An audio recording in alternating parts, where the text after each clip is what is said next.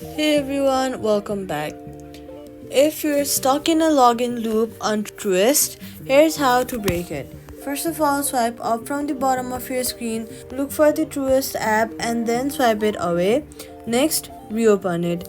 After that, you're going to head over to your app store, go to settings, general, and then iPhone storage.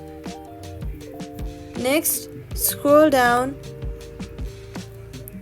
look for the Truist app and then offload it. This will free up storage used by the app, but it keeps documents and data. Reinstalling the app will place back your data if the app is still available for download. Now, next, head over to your app store, search for the Truist mobile app, and then make sure to update it to the latest version. Login issues happen because you are using the outdated version of the app. Updating it ensures you have all the latest files and bug fixes, so make sure to update the app to the latest version.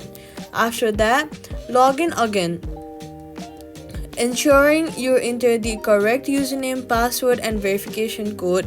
If the loop proceeds, uninstall and reinstall the app and try to log in again. To uninstall, long press on the app icon, click remove app, then go to your app store, search for the app and then download it from there. Following these steps should stop the login loop and let you access your account normally, and that's it. Subscribe for more quick fixes.